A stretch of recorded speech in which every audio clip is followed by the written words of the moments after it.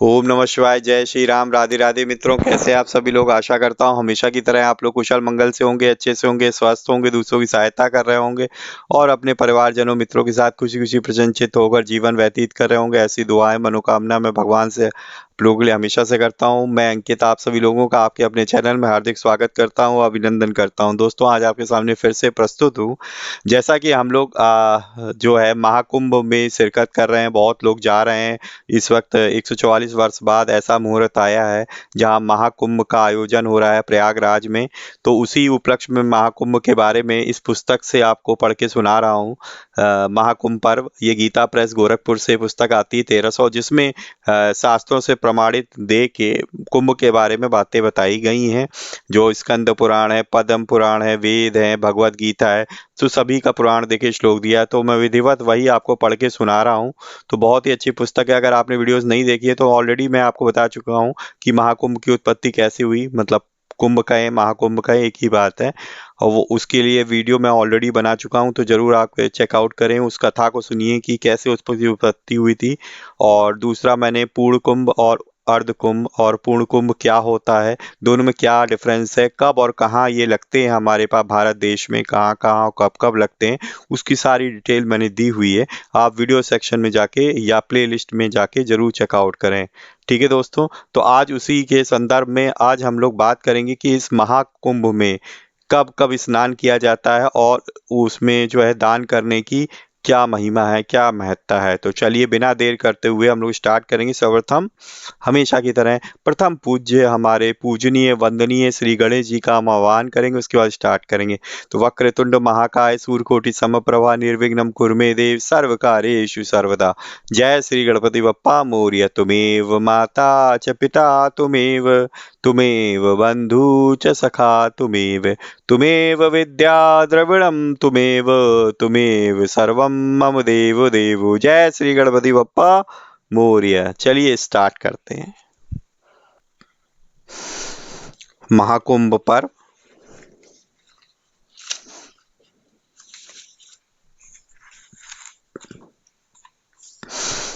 तो आज मैं बताने जा रहा हूँ आपको महाकुंभ स्नान की विधि एवं दान का महत्व। तो चलिए भगवान का ध्यान लगाकर मन लगाकर सुनिए, मैं आपको सुनाता हूँ।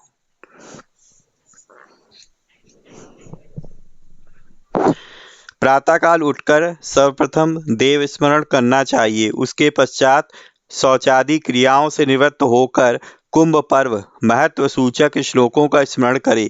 तदंतर यथा समय कुंभ स्नानार्थ गंगा आदि पवित्र नदी में जाकर अपने दोनों हाथों द्वारा कुंभ मुद्रा कलश मुद्रा दिखलाकर और उसमें अमृत की भावना कर निम्नलिखित श्लोकों को पढ़ता हुआ स्नान करें। तो ये दोस्तों श्लोक है, मैं इसका आपको ये नहीं पढ़ के सुना रहा हूँ, इसमें त्रुटि हो सकती है, इसलिए क्षमा करें।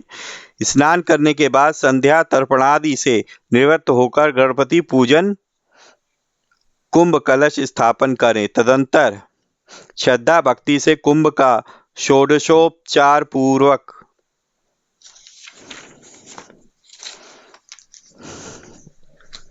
पूजन करें। तत्पश्चात 1, 4, 11, 21 अथवा यथाशक्ति स्वर्ण, रजत, ताम्र या पीतल के कलशों में घृत भरकर सुपात्र योग विद्वानों को घृत कुंभ दान करें।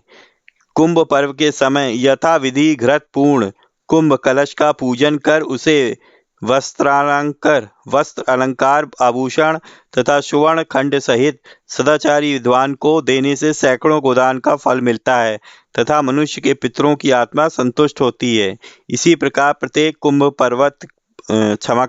पर्व के तीर्थ स्थानों में अनेक विध अन्य द्रव्यादि के दान करने से करोड़ों तीर्थों में जाने का तथा सैकड़ों अश्वमेध यज्ञ करने का फल प्राप्त होता है। सियावल रामचंद्र की जय। तो यहाँ पे अगर हम लोग महत्व देखें तो कुंभ पर्व का बहुत ही अपना एक महत्व है दोस्तों। हिंदू शास्त्र में कुंभ पर्व की महिमा से भरे पड़े जैसे स्कंद पुराण का वर्णन है, जिसका अर्थ है दोस्तों, जो मनुष्य कुंभ योग में स्नान करता है वह अमृतत्व मुक्ति की प्राप्ति करता है। जिस प्रकार दरिद्र मनुष्य संपत्तिशाली को नम्रता से अभिवादन करता है, उसी प्रकार कुंभ पर्व में स्नान करने वाले मनुष्य को देवगण नमस्कार करते हैं। संक्षेप में हरिद्वार, प्रयाग, उज्जैन और नासिक में कुंभ स्नान का महत्व इस प्रकार है। हरिद्वार स्नान की महिमा, ये श्लोक है, इसका अर्थ है कुंभ राशि में बृहस्पति हो तथा मेष राशि पर सूर्य हो तो हरिद्वार कुंभ में स्नान करने से मनुष्य पुनर्जन्म से रहित हो जाता है। दूसरा, प्रयाग स्नान की महिमा, ये स्कंद पुराण से श्लोक है। इसका अर्थ है कार्तिक महीने में 1000 बार गंगा में स्नान करने से, माघ में 100 बार गंगा में स्नान करने से और वैशाख में करोड़ों बार नर्मदा में स्नान करने से जो फल प्राप्त होता है वह प्रयाग में कुंभ पर्व पर केवल एक ही बार स्नान करने से प्राप्त होता है। तो कुंभ में आप एक बार ही कर लोगे तो आपको फल प्राप्त हो जाएगा। विष्णु पुराण में भी कहा गया है, ये देखिए विष्णु पुराण से श्लोक लिया गया है। यहाँ पे 1000 अश्वमेध यज्ञ करने से, 100 वाजपेयी यज्ञ करने से और 1,00,000 बार पृथ्वी की प्रदक्षिणा करने से जो फल प्राप्त होता है वह फल केवल प्रयाग के कुंभ में स्नान करने से प्राप्त होता है। उज्जैन स्नान की महिमा, यह अवंती खंड स्कंद पुराण अवंती खंड में लिखा, अनियंत्री ही कहा गया है इसमें। धारायां च तदा कुंभो जायते खलु मुक्तिदाः, नासिक स्नान की विधि श्लोक है। इसका अर्थ है जिस समय बृहस्पति सिंह राशि पर हो उस समय गोदावरी में केवल एक बार स्नान करने से मनुष्य 60,000 वर्षों तक गंगा स्नान करने के सदृश पुण्य प्राप्त होता है। ये देखिए ब्रह्मवर्त पुराण में श्लोक लिखा हुआ है, जिसका अर्थ है जिस समय बृहस्पति सिंह पर स्थित हो उस समय गोदावरी में केवल स्नान मात्र से ही मनुष्य अश्वमेध यज्ञ करने का तथा 1,00,000 गौ दान करने का पुण्य प्राप्त करता है। ब्रह्मांड पुराण में भी ये श्लोक के द्वारा व्याख्या की गई है दोस्तों। तो ये है हमारे पास स्नान का महत्व।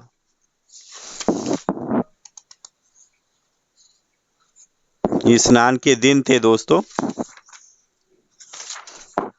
अगर हम यहाँ पे बात करें कुंभ पर्व के जो आदि प्रवर्तक हैं वो भगवान शंकराचार्य जी हैं। जिस कुंभ पर्व का उल्लेख वेदों और पुराणों में मिलता है उसकी प्राचीनता के संबंध में तो किसी को संदेह होने का अवसर ही नहीं है, किंतु यह बात अवश्य ही विचारणीय है कि कुंभ मेले का धार्मिक रूप में प्रसार करने का श्री कृष्ण किसने किया।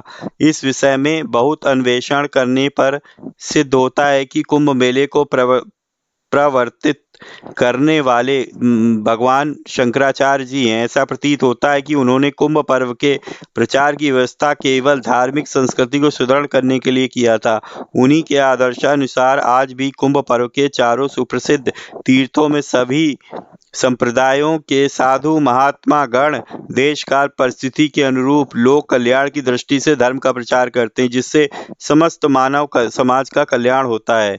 भगवान शंकराचार्य जी के कुंभ प्रवर्तक होने के कारण ही आज भी कुंभ पर्व का मेला मुख्यतः साधुओं का ही माना जाता है। वस्तुतः साधु मंडली ही कुंभ का जीवन है। भगवान शंकराचार्य जी ने जिस महान उद्देश्य की पूर्ति के लिए कुंभ पर्व को प्रवर्तित किया था, आज उसमें जो आवश्यकता से अधिक कमी आ गई है वह किसी छिपी नहीं है।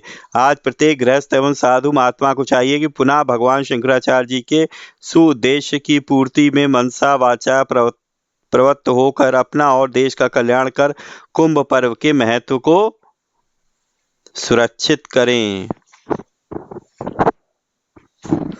अब देखिए आपको मैं कुंभ पर्व का उद्देश्य और आध्यात्मिक रहस्य बताता हूँ। हरिद्वार, प्रयाग, उज्जैन और नासिक, इन 4 कुंभ पर्व के निर्णीत स्थानों में कुंभ योग के समय तत्त संप्रदाय सम्मानित साधु महात्माओं के समवाय द्वारा संसार के सर्वविध कष्टों के निवृत्त्यर्थ देश, समाज, राष्ट्र और धर्म आदि समस्त विश्व के कल्याण संपादनार्थ निष्काम भावना पुरस्कर वेदादि शास्त्रानुकूल अमूल्य दिव्य उपदेशों से जगत कल्याण करना ही कुंभ पर्व का महान उद्देश्य है।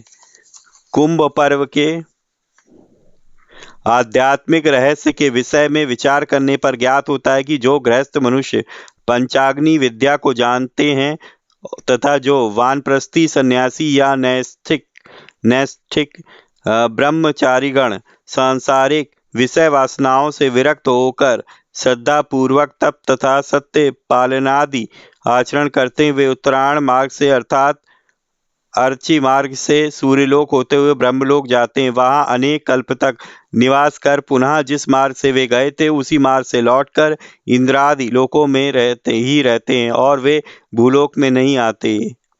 इंद्रादि लोकों में रहते हुए सौभाग्यवश गुरु उपदेश द्वारा ज्ञान प्राप्ति हो जाने के कारण मोक्ष की प्राप्ति हो जाती है, जिससे वे इस संसार में नहीं आते, प्रत्युत ब्रह्म में ही लीन हो जाते हैं। और जो साधारण ब्रह्मजन ग्राम में रहते हुए भी ब्रह्म में लीन हो जाते हैं, साधारण गृहस्थी में ग्राम में रहते हुए ही इष्ट अग्निहोत्रादि वैदिक कर्म तथा पुत्र वापी कूप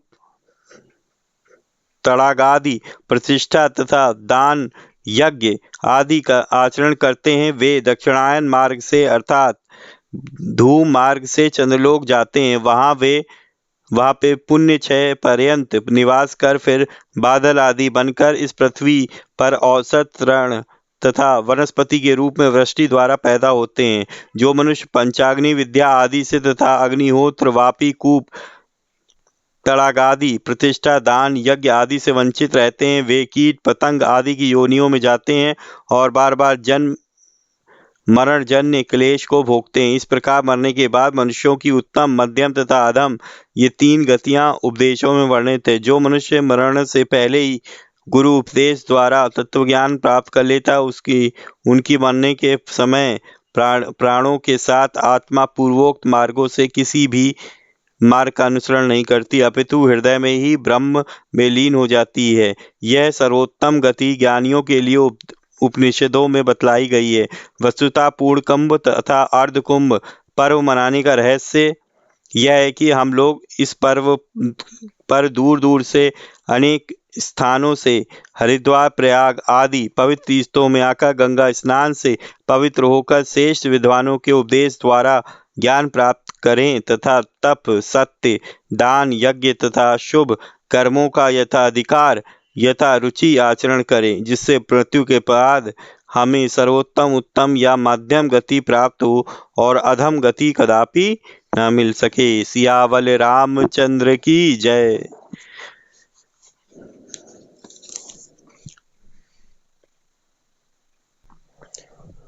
तो दोस्तों आज के सेशन में हमने देखा कि कुंभ के पर्व में स्नान आदि का क्या महत्व है और दान का क्या महत्व है, कौन कौन से दिन में कहाँ कहाँ कौन से कुंभ क्षेत्र में जाके स्नान करना चाहिए, इसका क्या महत्व है दोस्तों, और कुंभ का उद्देश्य क्या है। और हमने देखा कि आदि गुरु शंकराचार्य जी ने किस उद्देश्य से कुंभ को स्टार्ट किया था, उसका क्या उद्देश्य था, और वो जो परंपरा छूटती जा रही है उनको हमको दोबारा से स्टार्ट करना चाहिए। ठीक है दोस्तों, तो अगर आप लोगों को आज का सेशन अच्छा लगा है, वीडियो अच्छी लगी है, तो प्लीज़ वीडियो को लाइक करना ना भूलें और ज़्यादा से ज़्यादा अपने मित्रों प्रियजनों के साथ ज़रूर शेयर करें ताकि वो भी इस इन्फॉर्मेटिव वीडियो से कुछ लाभ प्राप्त कर सके, कुछ जानकारी प्राप्त कर सकें। ठीक है दोस्तों, तो अगर आप पहली बार मेरे चैनल पे आए, इस तरीके की वीडियोस देखना आपको पसंद है, मैं इस तरीके के कंटेंट्स लाता रहता हूँ आपके चैनल पे। इसमें हम लोग जो है सनातन धर्म से रिलेटेड महत्वपूर्ण ग्रंथों से रिलेटेड बहुत सारी कथाएं रहस्य लेकर आता रहता हूँ, आप लोगों को सुनाता रहता हूँ इस चैनल के माध्यम से। तो आप अगर सुनने के इच्छुक हैं तो आप मेरे चैनल को सब्सक्राइब कर सकते हैं और बेल आइकन को जरूर प्रेस करें ताकि लेटेस्ट से लेटेस्ट वीडियो की इन्फॉर्मेशन आप तक तुरंत पहुंच सके। ठीक है दोस्तों, तो इसी तरीके से भगवान की भक्ति करते रहिए, अपने परिवारजनों मित्रों के साथ खुशी खुशी प्रसन्नचित होकर जीवन व्यतीत करिए। ठीक है, मिलेंगे नेक्स्ट वीडियो में, तब तक के लिए जय श्री राम, राधे राधे मित्रों।